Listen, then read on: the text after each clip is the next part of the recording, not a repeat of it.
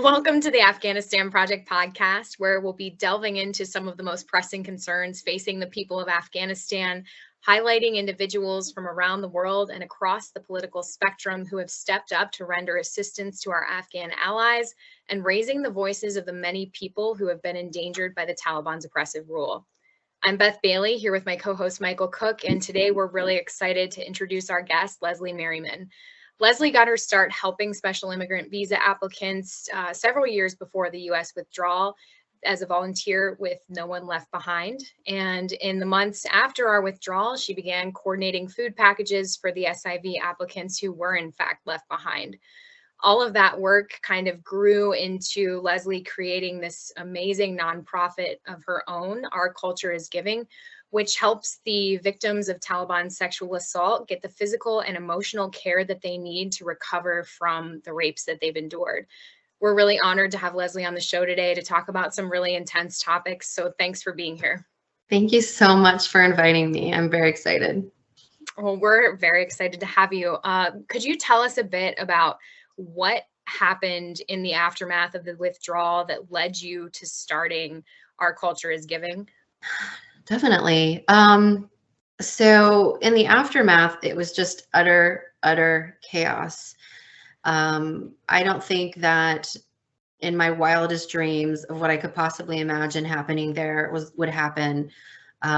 We had just had so many families that were even ones that were supposed to be here, that live in my community, that are in Northern Virginia, that are in Maryland, that were stuck.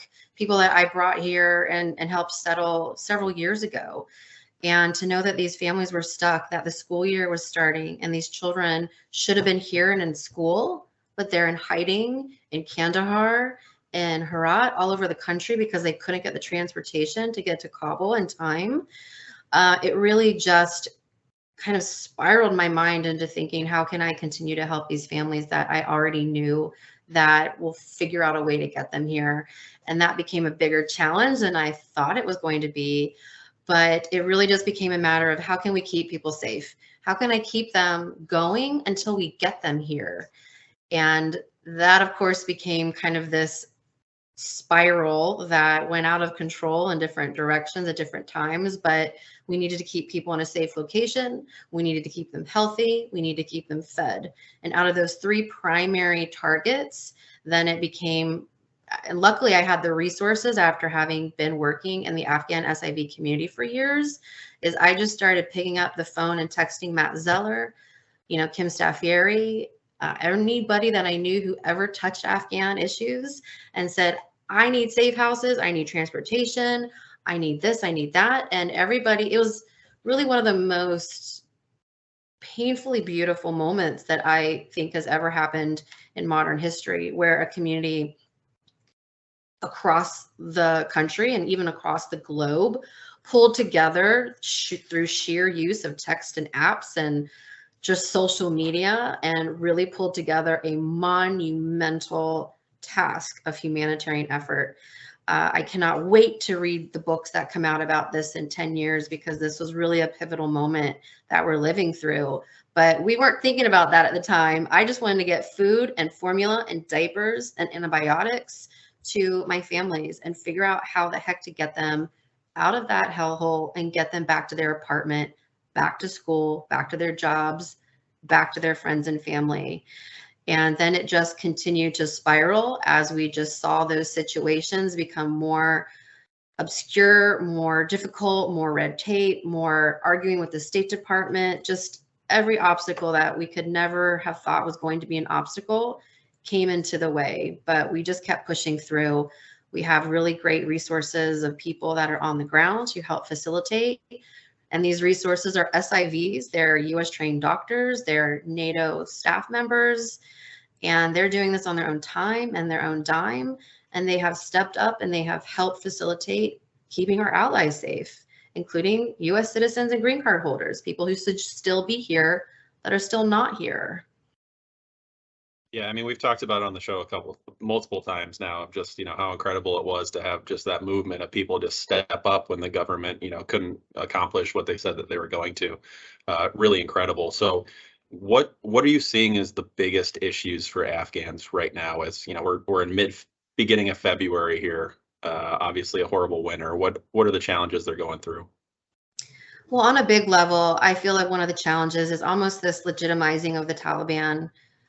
Even though most recently these embassies are closing because of these ISIS terrorist attacks, like on the Chinese hotel. But it's this legitimizing, even if it's through ignoring what the Taliban is doing, that's also a form of legitimacy. If you have nations that aren't actively countering what the Taliban is doing, then that is a form of acceptance. So in the big picture way, that is my biggest fear, is that the Taliban is going to be around for a really long time. They've got really powerful allies, and there's not enough international concern to deal with this. It's like everybody's got mental fatigue over anything related to Afghanistan, the Taliban, and human rights issues that are going on there that are some of the worst in modern times. It's just people are tired of that. Also on a big level, it's that people, including organizations such as NATO, seem to only have the ability to focus on one thing at a time. So right now, it's like they can only particularly focus on Ukraine. So as me and other colleagues of mine have reached out to NATO, for example, and said, we've got some of your senior staff here that are being actively hunted and we could use assistance, they've told us time and time again, our focus is on Ukraine. We really can't focus on Afghanistan. So it's this singular mentality where you can really only handle one crisis at a time. For the people that are actually living in Afghanistan, they have an onslaught of horror and terror that never ends. And it really depends on who you are in Afghanistan. So if you're a female, that list is so long, you can't go anywhere. You are essentially invisible. If you are under the age of 12, you have a little bit better of a life because you can still access very basic education in some parts of the country. After that, you're basically erased from society and you don't really exist. If you're a man, if you're an ethnic minority, you are eventually probably going to be imprisoned. You're never going to get a decent job. Those who are imprisoned, they don't really ever see the light of day. We know that the Taliban is doing a heck of a lot with human trafficking, organ trafficking, moving people, moving bodies, moving their body parts, and doing these mass executions of ethnic minorities that they are imprisoning. So, and then you were in the middle of winter, and the prices of food for basic staples over the last few years have gone up. In some instances, they've doubled for basic staples. And it was already expensive for families 5 years ago. And now there's no income, there's no savings, and those prices are now extremely out of reach. They can't buy basic food. A lot of the food that they can afford are the incredibly cheap, poor quality imports from China, which is the rice that has a lot of the dirt and plastic particles that are in it. So it's not even a high grade type of rice. It almost is just like eating styrofoam filler with a little bit of rice thrown in. The same with the flour. The flour that they tend to buy is the one that is a very cheap grade that has very, very low levels of protein and minerals and vitamins. So it's got no nutritional value. So then you've got this nutritional crisis, which becomes a health crisis. And it's just as this horrible game of dominoes where if you are an average person living in Afghanistan, you don't know if you're going to die by the hands of the Taliban, if you're going to die of starvation or exposure to the elements, or a combination of such because of the prior condition. If it's an infection, that infection could be from malnutrition, lack of medical care. The hospitals in Kabul are doing a pretty decent job of providing medical care to most of the population for basic level care. But if you leave and you go to places like Kapisa, places that are Tajik, that are Hazara, I have statements from those medical directors, they have no medication. So if you have a population that is chronically malnourished, that has infections that they cannot fight off because they're malnourished, there's no medical care. They will die. So it's just a matter of when are you going to die and how are you going to die? And it's not going to be a pretty path in any situation. There's no positive story there unless you live in unless you live in a Taliban household where they're rolling around in cash, everybody else in that country is suffering. And it's just a matter of how fast they're suffering to get to that end point. So you had addressed some of that. Oh yeah, go ahead. I think you're going to ask the same thing I am. Yeah, I mean, a lot of these hospitals are being run by the Taliban too. Is that correct? Well, in Kabul, it's a mixed bag. So there is a hospital in Kabul that is run by Pakistan. So there is a little bit of international presence in some of the hospitals, but the Taliban does run them at the end of the day. So they do get to decide who gets the medication, who gets the supplies, and they get to decide what they want to treat. I have statements from women who have lived in Kabul, who have been raped, who go to the hospital, the Taliban government hospital. They go to the desk, they try to check in, they see a doctor, they tell the doctor what happens, and that doctor is no longer allowed to treat them because the Taliban unofficial policy is that rape doesn't exist. Don't waste your time, medicine, and don't write this down on paper and push the woman out the door. But you've seen it personally in some of the things that, how did you start seeing that? You were hosting some of these health clinics around the country. Can you tell us about why you started hosting those, and then the women who were coming to you and the stories they were telling you? It really came from talking to my team that's there. So my team that is there, we're just an amazing group. And I can't give a lot of details about them for their safety because some of them are still in the country. Some are out of the country, but they're still not safe. And just hearing the stories of people in their community. So, for example, one of the guys on my team was Hazara.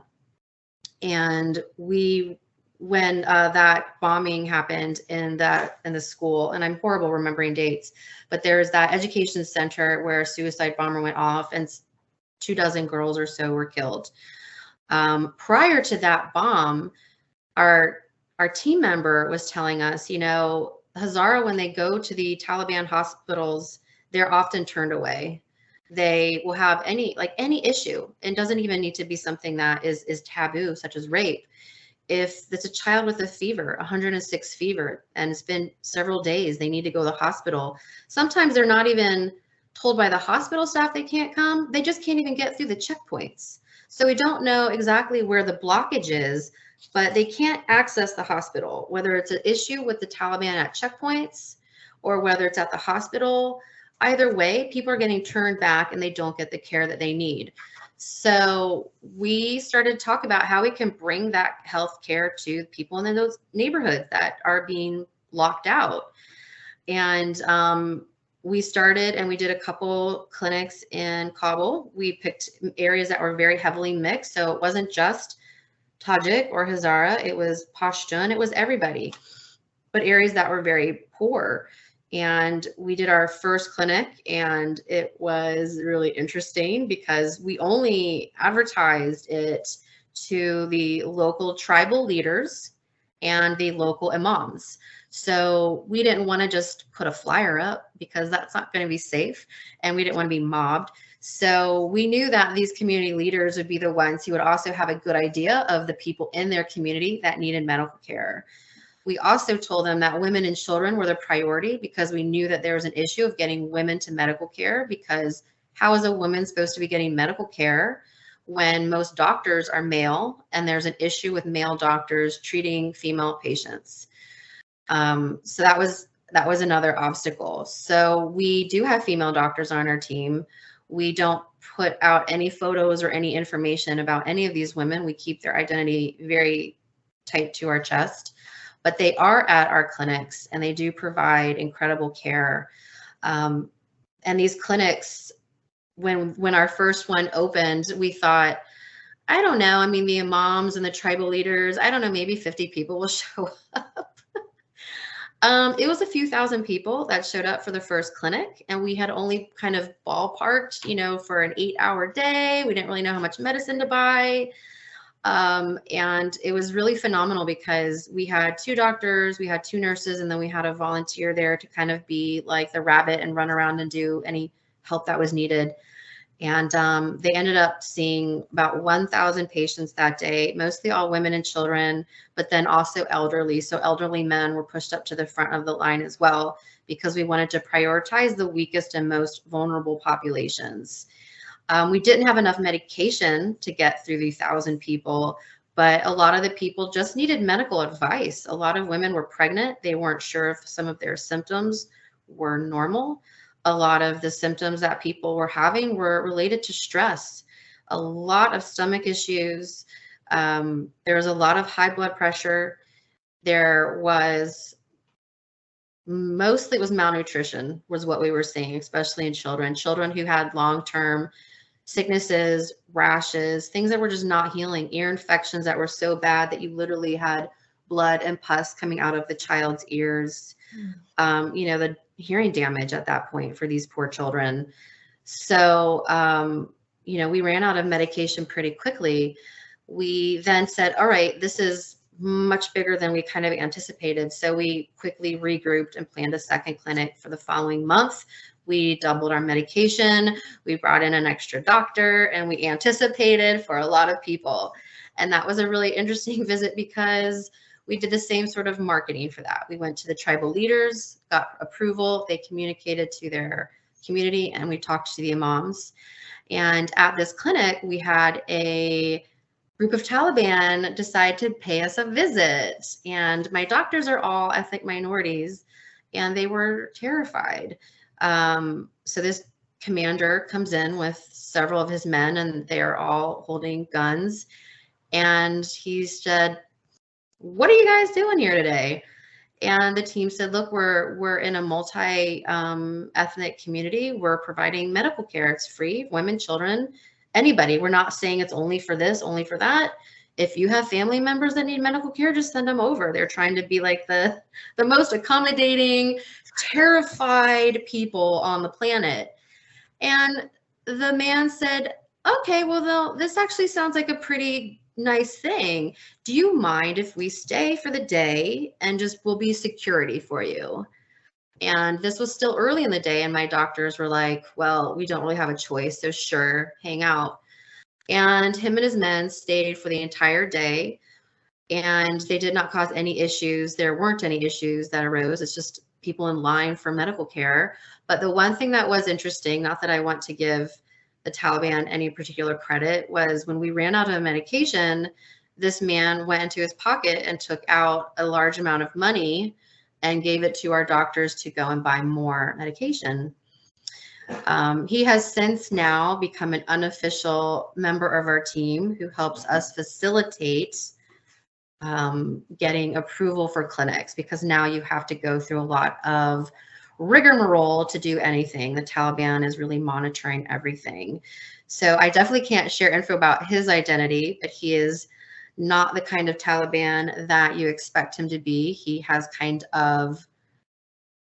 is not of the typical ethnic minority. He's kind of snuck through the radar. And I think he's absolutely an incredible person to put himself in the line like that. And he has been helping us with medical issues for quite a long time. And he's that voice inside that has been helping us get approval to do things. But that was a very unlikely event that happened. Because of that relationship with him and getting someone on the inside of the Ministry of Health, we were able to then move clinics outside of Kabul and get them into the ethnic communities, into Kapisa and into some of the Hazara zones. And that was where we saw an even greater level of hell, because that's where we saw hospitals that had nothing. And you have communities with thousands of people who have dirty water because the Taliban doesn't put the effort in to provide them with clean municipal clean water. You have months now of no medical care with no medication. You have no food. They've been locked out. They don't have the ability to use a smartphone. If they see you with a smartphone and you are in these areas, they will shoot you. So they've been completely locked off. And we saw, I mean, the levels of not just the level, but the rating of malnutrition in individuals was so high that in a lot of the cases, we wouldn't have been able to just deliver food to them. They needed that specialized nutritional packaged food that comes from, children that are in severe stages of malnutrition. That's a different level of nutritional care than me providing, healthy groceries for a month. And just chronic infections because they have no nutritional value. There was a lot of pregnancy complications because, again, they're not getting proper nutrition. There is not enough nutrition. Women who have no milk supply, they can't buy formula, and they sure can't buy milk. These things are extraordinarily expensive. So you had babies that were just skeletal, and it was a nightmare. My team was devastated, and it was very difficult to even get to these places, even though we had all the paperwork signed. There were, over 20 checkpoints to go on a 2-hour drive outside of Kabul. And each checkpoint, my team are mostly ethnic minorities, all worked with the US. They were just waiting to get shot in the head. You can have all the right paperwork. That doesn't mean anything when you have a psycho at the checkpoint who can't even read. They don't know what your paperwork says. They're just psychotic. And we had women doctors as well. So we had to figure out how to get them to some of these places. So, everything that the doctors do puts themselves at risk. And they're the most incredible people because they are the ultimate in what a doctor is. They put themselves in these positions where they could lose their life. And we have had people on our team who have died, and not natural deaths, they've been killed. And the team continues the work by honoring them for the work that they did. We keep pushing through. But seeing what was going on, it really just enraged us all the more. And that's where we got the reports of significant cases of rape. And by the time we would get these cases, we wouldn't treat it at the clinic because we didn't have the capacity, but we would get the information from the family and then circle back with them. But because we were seeing that it was so significant in some of these communities, the doctors went and talked to the local imams and the tribal leaders and said, if you have women and children and boys and men coming to you and this is what they're saying, please contact us and we will try to figure out a way to take care of them in some way. And that has spread through multiple provinces. And we now have this unofficial rape reporting channel through 19 provinces. And I tell you, it's never quiet. It's constant, all the way from 1-year-olds all the way up to elderly. There's no discrimination of age, of gender. And I can tell you every case that we've taken in has been a gang rape. They've all been Taliban, and some of them have been very senior level Taliban, people who are governors, people who are in the press that are recognized as great Taliban leaders by the government. And to see these men get accolades for their illustrious careers and knowing that they rape children. How is the Taliban, like, how are they searching for these people, or how are they targeting girls or boys, or how are they finding their targets? So they're really creative. And honestly, I kind of, as a sad joke, I honestly don't know how the Taliban could win any war, because I feel like they spend all of their time profiling and finding children to rape. This seems to be their primary preoccupation. So in terms of this one particular governor, he sends his team out. So basically, like his version of police officers, he sends them through the town, and these men go and find children that are playing in their yard. This is one of our cases, was a child that was playing in her yard, and they just literally walk up, grab the child, and throw them in a truck. They will find a woman who is out walking, even if she's walking with a male family member, which is supposed to be the rule. They will still question her and interrogate her and find a reason to say that they need to detain her, and they will detain her. And these children and these women are taken back to homes or the actual government offices, and they are held anywhere from a few hours to multiple days, and they are systematically raped by multiple Taliban men. And then they are dumped in the middle of the community with bloody clothes, if they're lucky. Now, you and I have talked about two cases I know of, and I've written stories about them for the Washington Examiner, two young Tajik women who were targeted specifically because they did not speak Pashto. Right. And do you see that often as part of, and you and I have talked a lot too about specific targeting of ethnic minorities for other activities by the Taliban. So is this often what you're seeing when you're seeing these victims, that they happen to be ethnic minority members, or do they come from different or from multiple backgrounds? Yes. So I'm sure that the Taliban does not discriminate amongst who they decide to rape. I'm sure that there is a large percentage of Pashtun women who have been raped by them as well. I'm not getting those cases.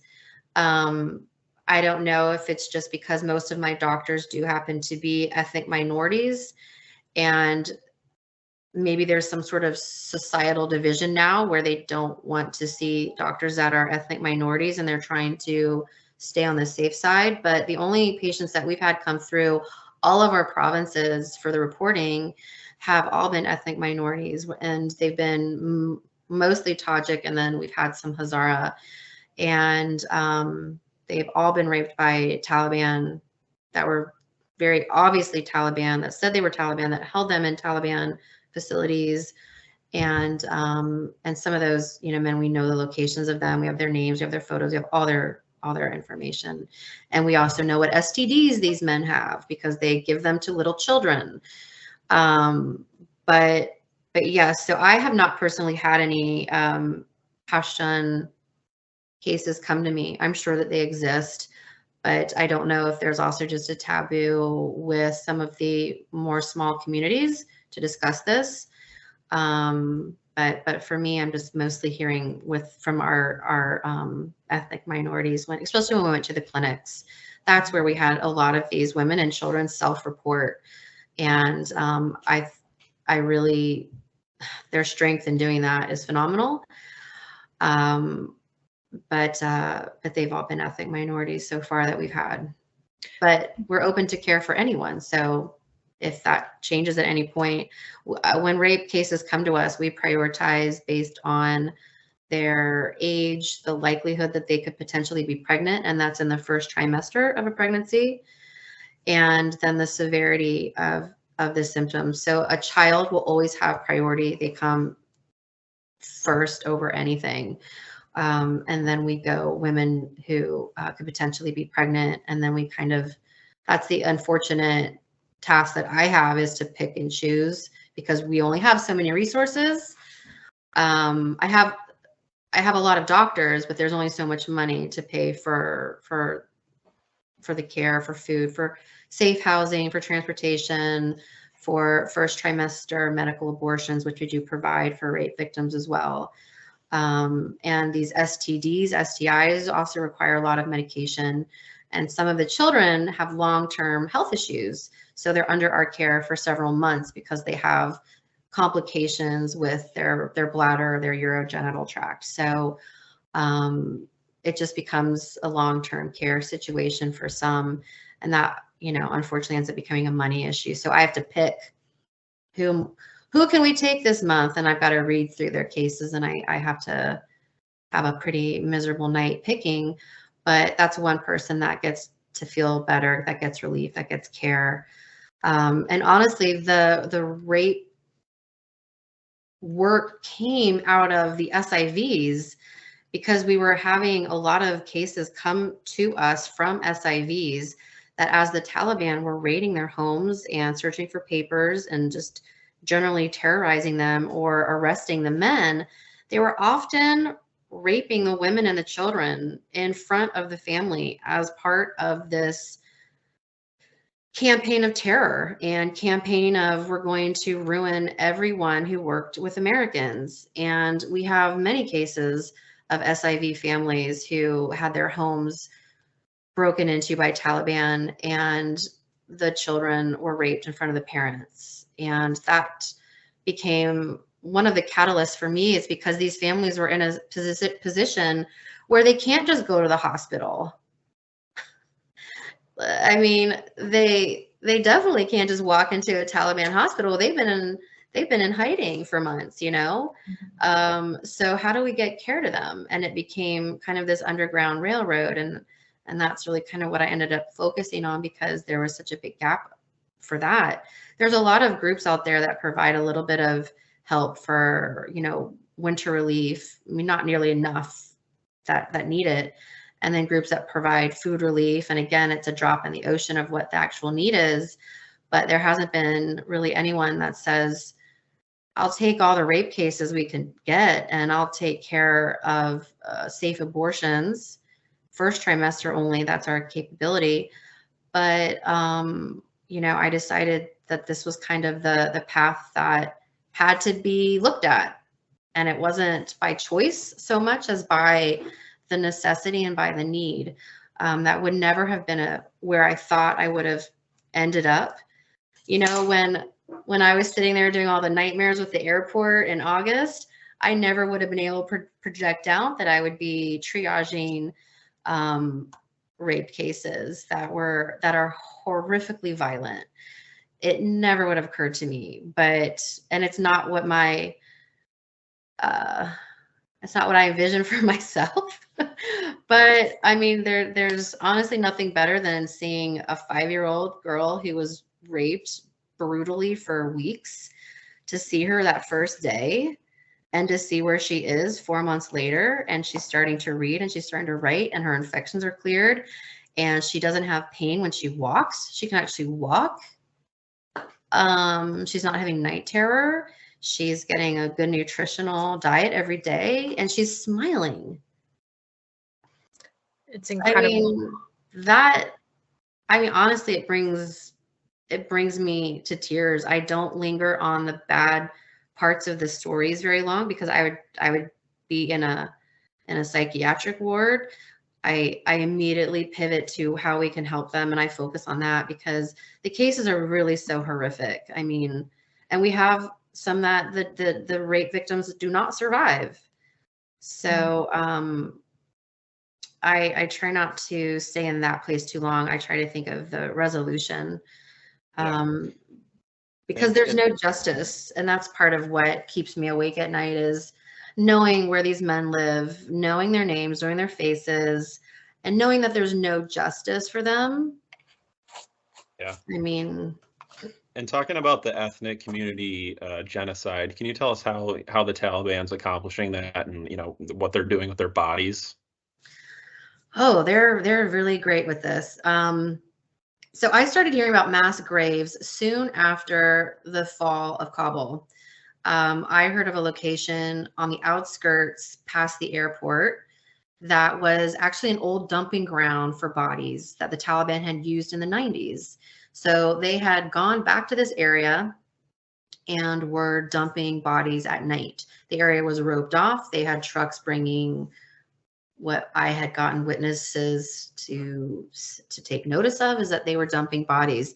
So in that rush of the airport, you know, thousands of people from all over the country poured into the capital, and they were living in parks. They're living on the streets. They were all trying to get to the airport. And then all of the flights are gone, and the airport is boarded up, and all these nations are gone.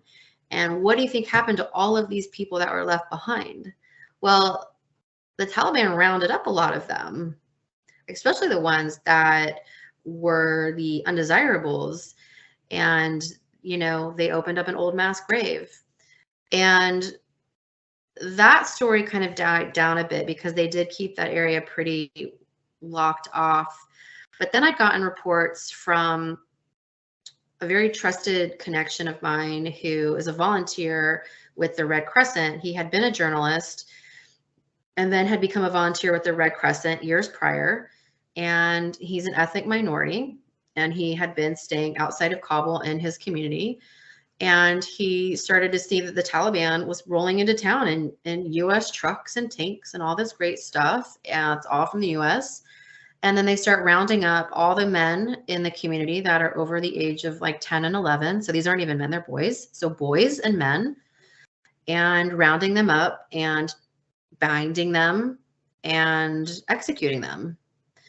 They had the Red Crescent staff dig the graves and bury the bodies. And they were, of course, threatened with, if you release any information about this, believe me, you'll be the next one in the grave.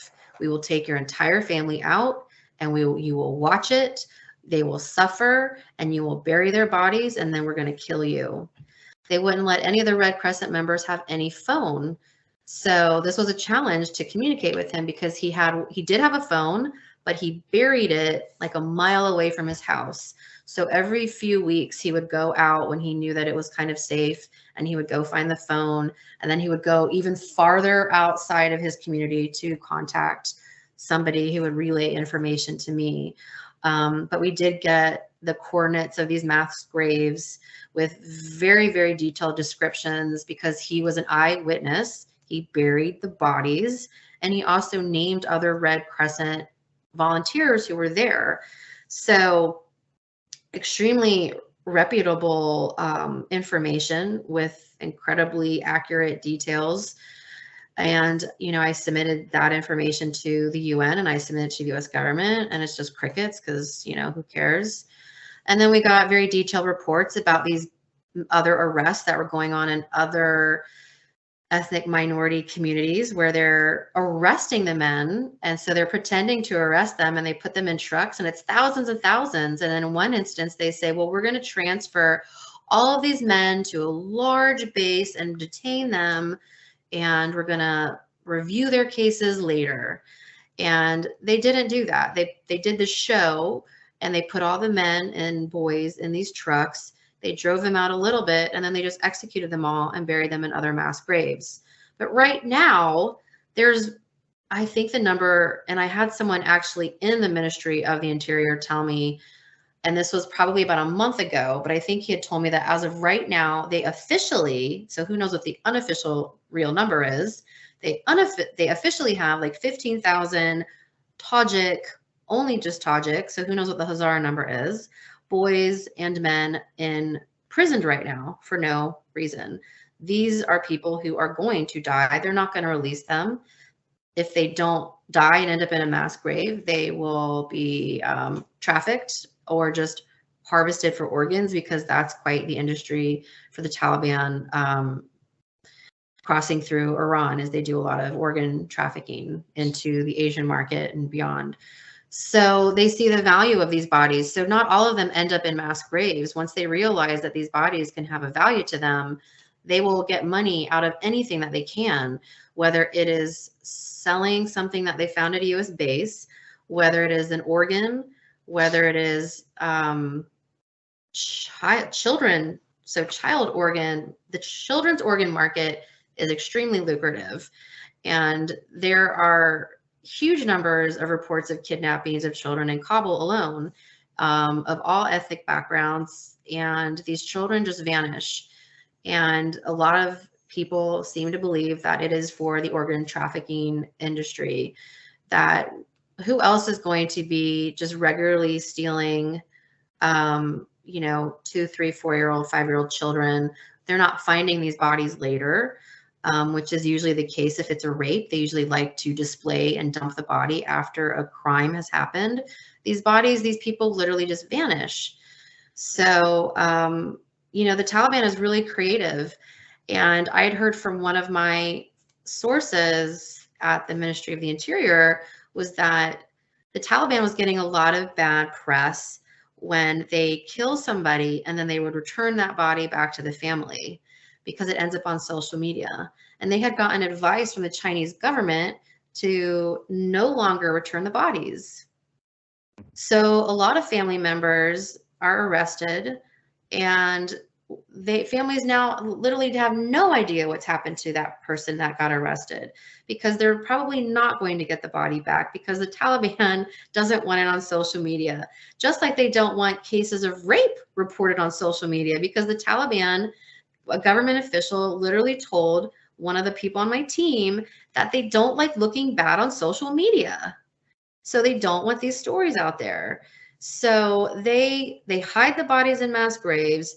They transfer bodies over the border for harvesting, and they do a really good job of hiding. I actually have a friend of mine, one of his family members had been arrested, and they did actually return his body, but they threatened the family and they said, if you tell anybody about anything that happened, if you release any photos, then you all are going to be killed.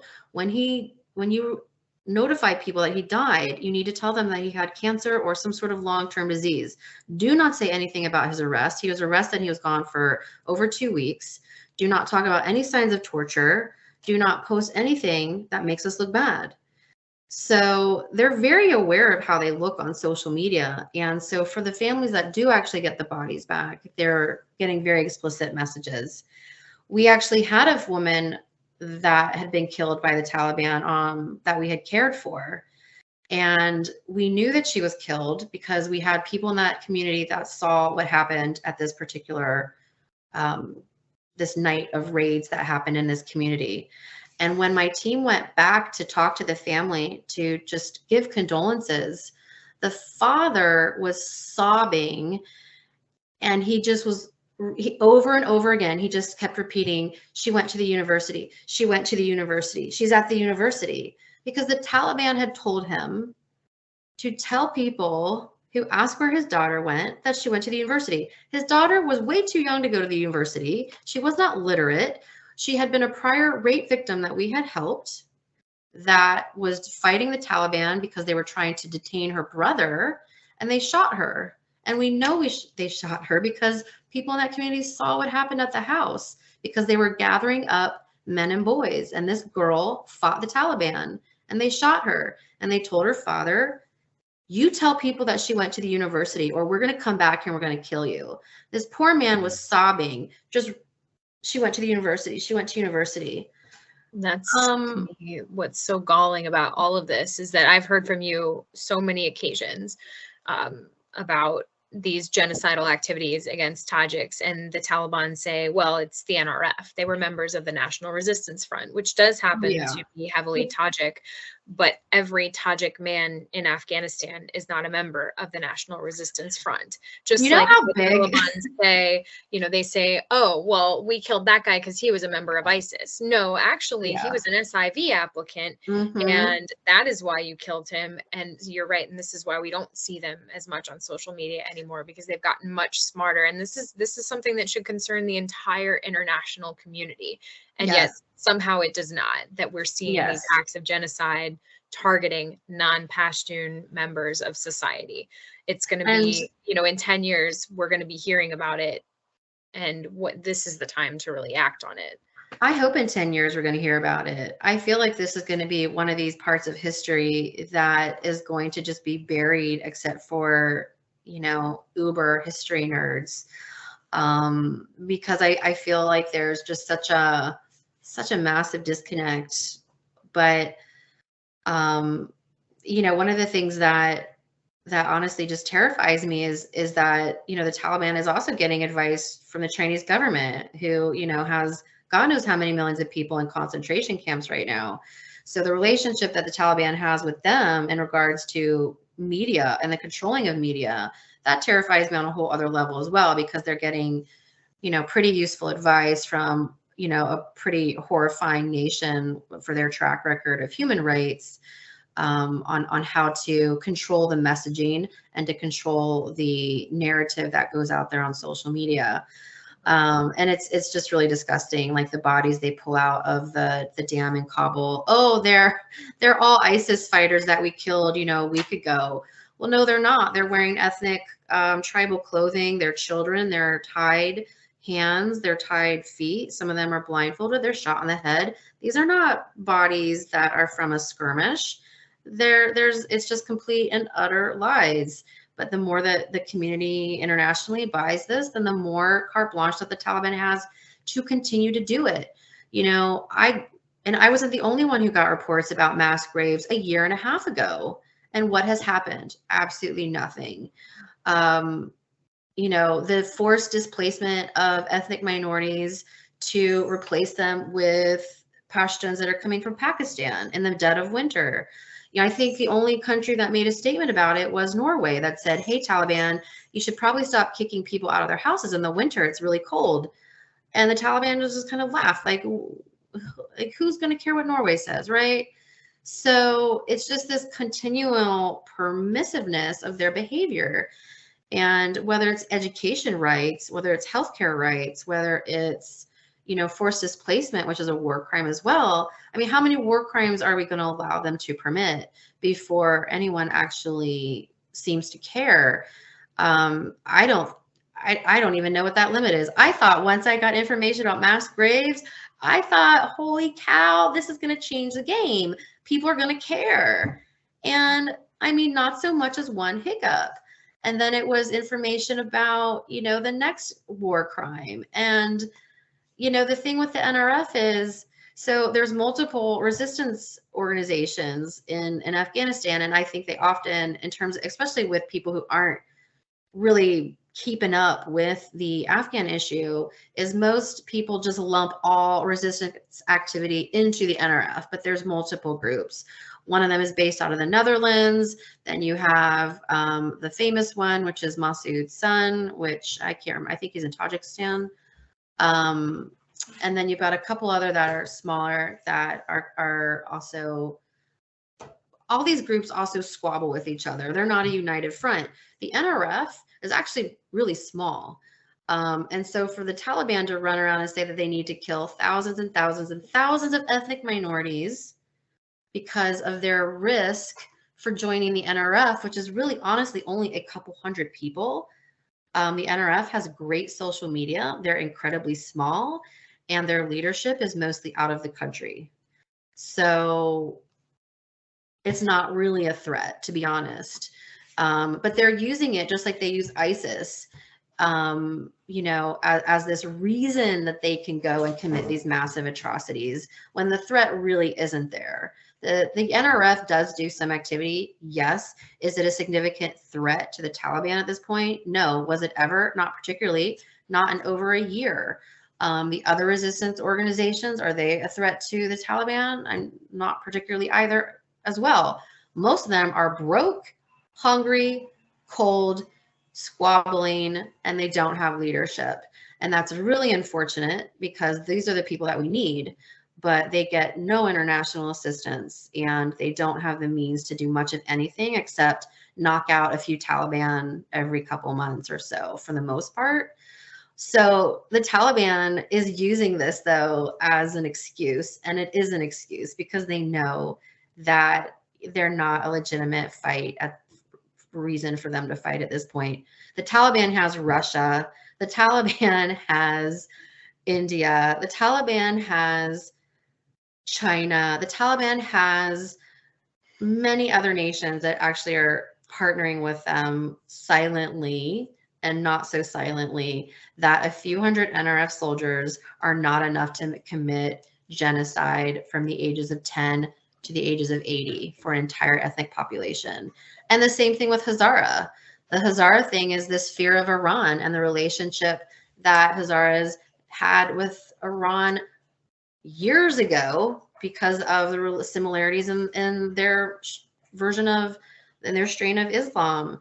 So it's just like, well, Iran is a threat, so we have to kill all the Hazaras because the Hazaras are friendlier with Iran. I mean, get over that, man. That was decades ago. I mean, it's just an excuse to commit crime. And Leslie, speaking of, you know, fighting the Taliban, there's been reports of former ANA, Afghan National Army commandos, you know, who are our allies in Afghanistan for 20 years. You know, once they got left behind, a lot of them, or there's reports that they switched over to the Taliban, to ISIS, to even Russia. Is there any truth behind any of that?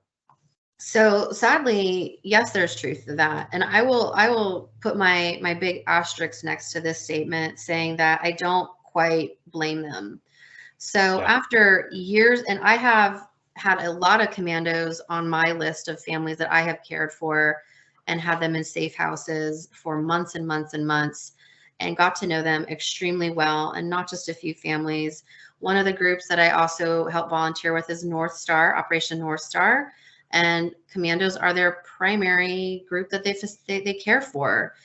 The U.S. does not want any commandos. They have made it very clear to any group that has been trying to resettle commandos in the U.S. that they will not let them in this country, which makes no sense. In terms of, these men are very skilled with their English, so they can transition into the U.S. well in terms of language. They are also very highly trained, which I think is where the issue is with the U.S. government, is they're worried about the training that they received. But you leave them behind and other nations are going to say, oh my gosh, we've got this incredible group of highly trained people that have been left behind. And it's obvious that they've been left behind because we're going on to, it's going to be a year, it's going to be 2 years soon. And they have had no outlets to go to any nation. And these are families, the ones that we've had in our safe houses have been in safe houses for 18 months. They have not been outside. They are going crazy. Their children are going crazy. Their kids are not in school. And these are just the few families that we're able to support. But there are thousands and thousands of these commandos and their families. And they're getting no help, nothing. So what are you going to do? If you're in that position where you have a family that you need to care for, and you are now an enemy of your country, you can never get employment in your nation with the Taliban because they view you as an enemy. They will immediately kill you because you were literally the people who were killing them on the battlefield. What are your options? Well, you don't really have any because you can't go to Pakistan. It's too much of a risk because of the Taliban issues with them as well. There's also the financial issues. So you need to pay rent. You need to buy food. You have family members that have medical needs. And ISIS needs really trained fighters. They need some really good people. And ISIS is also pretty clever. And they know that these commandos still really want to kill the Taliban. And part of ISIS really wants to kill the Taliban too. Because as much as they work with the Taliban, they also wouldn't mind killing them and taking over and getting more power. So they have gone into ethnic communities and they have basically put a bullhorn out and said, hey, send us your commanders. And you know what? If they're Uzbek, if they're Tajik, if they're Hazara, definitely send them over because we're going to pay them $700 a month. Yep. And food for a typical family of a well-rounded diet is about $100, $150 a month. Rent, depending on the size of the home, is about $100, $150 a month. Medical care. So this $700 a month will now cover all the food. It will cover rent. It will cover medical. And they can also buy clothes and put money in the bank in their mattress. And just to put this in perspective. And they get to kill the Taliban. Yeah, and to put this in perspective to people that don't know who the Commandos are, the Commandos were the elite fighting force for the Afghan National Army. So this would be like us handing over our Green Berets or our Navy SEALs or our Marine Recon over to ISIS. Exactly. So ISIS has done a really good job, and I know of some who have gone over because they've had no other option. They need money. They need to save their family. They need to have a life, and you can't have a life when you have no money, and the US is not providing any money for any Afghan families that were allies. So $700 a month is a significant amount of money. And the ones that are very high ranking commandos, the ones who led units, they're getting bonuses to sign on. And those bonuses are sometimes that monthly salary times 3 or 4. And that money goes to their family. So you tell me what you would do if you have kids that are screaming and crying from hunger pain at night and they're freezing because it's below 0. I would be signing up for them as well because I need to take care of my kids. I want them to have food. I don't want to watch my baby starve. I would be doing the same thing. I can't blame them for what they do. I'm not going to pass judgment on them. They've been put in an impossible situation by our government, which has completely turned their back on them. And so I do know of some that have gone to ISIS, and ISIS there have been relationships that also span the border into Iran, into another group that is also kind of multinational based out of Iran. And they also recruit and work with commandos. And those commandos move people to Russia, who then move them into the Ukraine battle. And Russia puts them on the front line. And they get a lot of money. And what would you do if you're in that situation? Yeah, we're creating our own enemies. We exactly are. We're leading to even more ethnic division in Afghanistan, because how many ISIS suicide bombings have targeted Hazara communities, which then just creates even more problems. And it's all a result of a withdrawal that was poorly managed and poorly carried out. And then all of these people were left to their own devices after we promised them for how many years that if they supported us, we would make sure that they were supported. So one of the first commandos I ever met was actually here in the US. One of the first families I got with No One Left Behind. He was tagged a problem case. He had been in Sacramento and he transferred over here. He did not do well in Sacramento. Not sure what the history was, but when I met him when he came here, he was not even 30. He had a wife and he had 3 children, and he signed up to be a commando when he was 17. He did that for over 10 years. And unlike our US troops who rotate out and get to come home, he didn't get a vacation. He didn't get a break. He did that work for a decade with a few days off here and there. I mean, he broke my heart, honestly. When I met him, the story that he told me, when I talked to his wife and his children, his PTSD was so severe. He was having waking hallucinations of battles. If he would hear a sound that was triggering, he would be immediately back in that moment and he would become very violent. He needed care that was at a VA level. He should have been getting care from the VA. To me, he is a vet. He served with our troops for over a decade. He took bullets. He kept our guys alive. He kept them safe. He was their partner, and he is suffering. He's still suffering. He had severe PTSD. He needed medication. He needed hospitalization. He needed counseling. He cannot work. His PTSD is so severe that he cannot function at a job. But there's no support for him. And he ended up having problems in California relating to family abuse because of this trauma that was not addressed. And there's no way to address it in our typical horrible US healthcare system, especially in Virginia. Mental health resources, especially in some counties, is extremely limited. I got to the point where I had to put him on a psychiatric hold because he was having a breakdown and it was extremely violent. But when I heard more of his story, I was really glad that he was here, despite what he was going through and despite the pain that he had. He told me that because of the work that he did take a vacation at one point to go to one of his family members' weddings. And when he got to his family home, their heads were in the house. And written in blood on the walls was American traitor. The heads of his parents, his brothers, his cousins. This is, to me, the poster child for what people don't realize the sacrifice for those who worked with our allies, who are our allies who worked with the US. This is what people risked. And not all of them who served with the US have a trauma as bad as this particular person, but every single one of them put their families in a position of risk where that could have happened.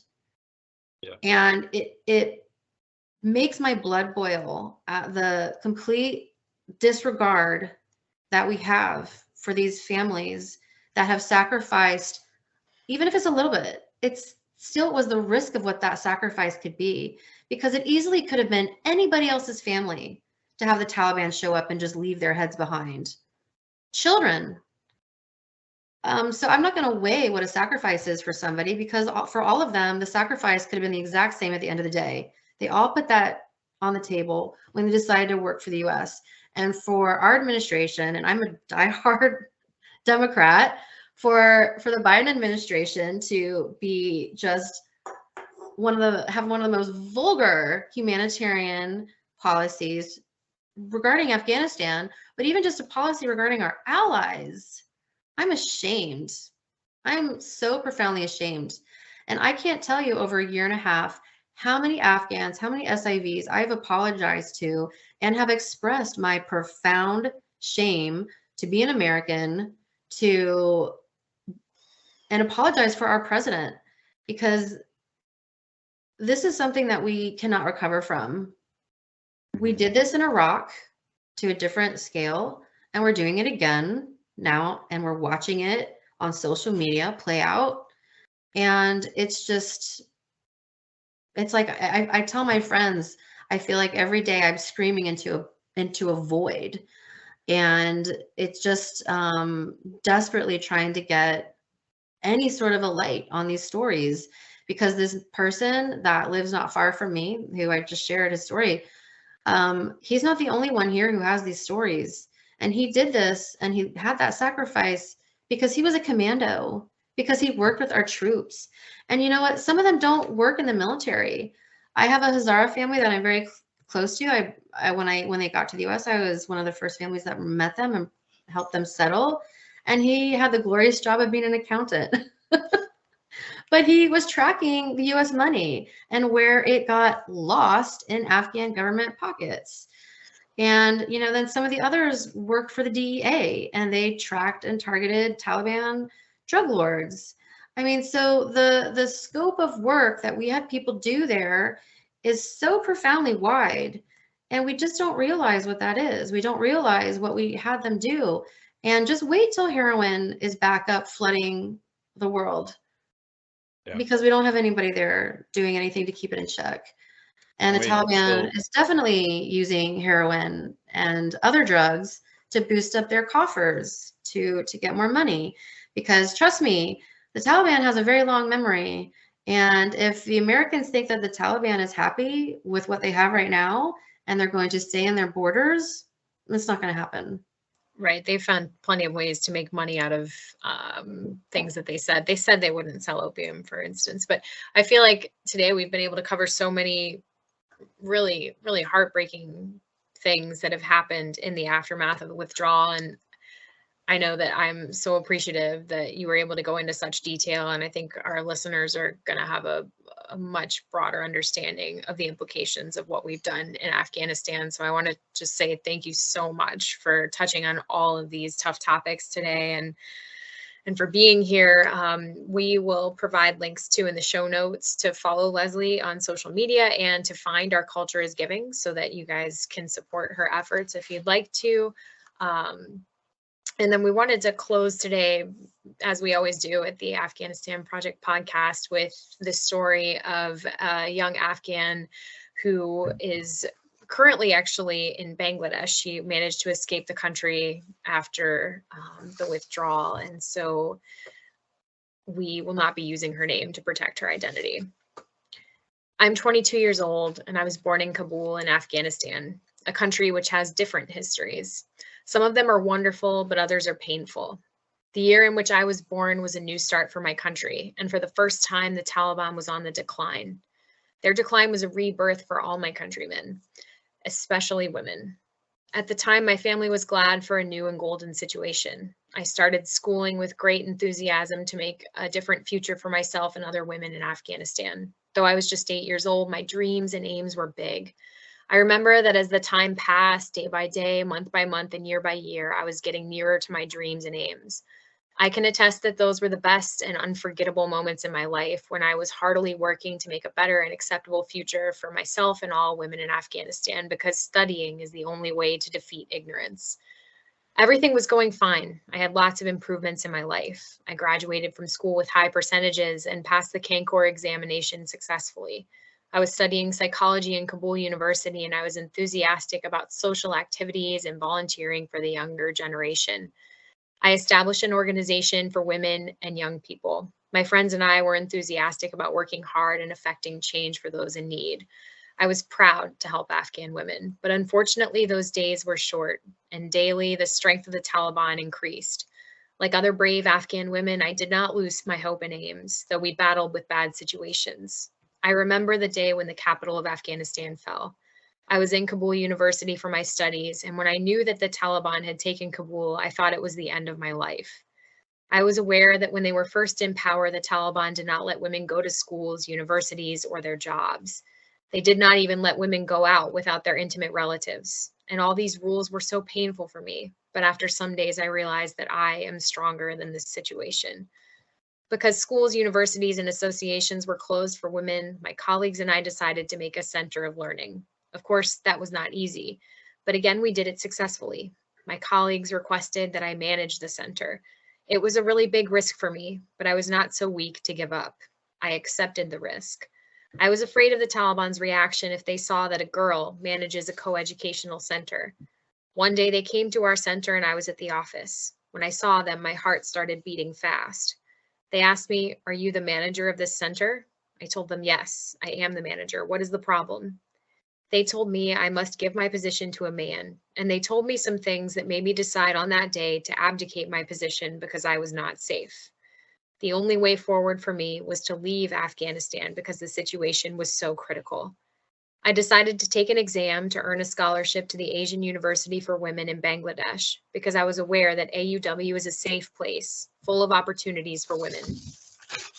AUW created hope for me, and I passed their exam very well and finally received an offer letter. Those days were so good for me. I was optimistic for my future, especially for my education. But when I was ready to travel to Bangladesh and start my studies, in the Kabul airport, the Taliban army did not let me leave Afghanistan. They asked me where my male relative was, and they told me that without a man, I was not allowed to leave the country. That was the most dreadful moment in my life because for the first time, I felt I really was weak and needed a man to accompany me out of my country. I was completely hopeless, but I did not give up. I decided to take the biggest risk of my life because there was not any solution. I decided to travel from the Torkham border in Pakistan to Bangladesh. Again, at the Torkham border, the Taliban tried to keep me from leaving Afghanistan. Luckily, I did leave, and now I am in AUW with freedom, safety, and respect. Despite these positive emotions, now I am concerned for all my sisters in Afghanistan. They are not safe. They cannot continue their education, and I am really concerned for them. And I'd like to say that this young woman, when she sent this letter, it was before the Taliban banned young women from attending college. At the time, they were just banned from attending secondary school. And so now young ladies in Afghanistan, as Leslie said earlier, can only attain education up to about 12 years old. So we're so grateful to her for sharing that story. And we want all the people of Afghanistan to know that there are so many incredible people like Leslie, like all the other people that we've hosted on the show who are working very hard to try to help in any way that they can. And we encourage anyone who wants to share their story, please send us a letter about your experience with as much detail as you're comfortable providing. More detail is always better than less. And just let us know if you need to be anonymous to protect your identity. And you can send that to the Afghanistan Project Podcast at gmail.com. Once again, thank you, Leslie, for joining us tonight. It was an amazing discussion. No, I appreciate all the work that you do. You know, there's not many people who have really dug their heels in and keep talking about this publicly and putting it in print. So, you know, you're a hero for doing that because otherwise these millions and millions of voices would be trapped in the dark and in the cold and no one would hear them. And that's, I think, what we're all, I know, Michael, you're doing it too on your end. So it's really great to get people together doing all of these things. And then we want to thank all our listeners too for just sharing the time and helping us and supporting the people of Afghanistan. So Tasha Kaur to everyone, and we hope to see you again soon.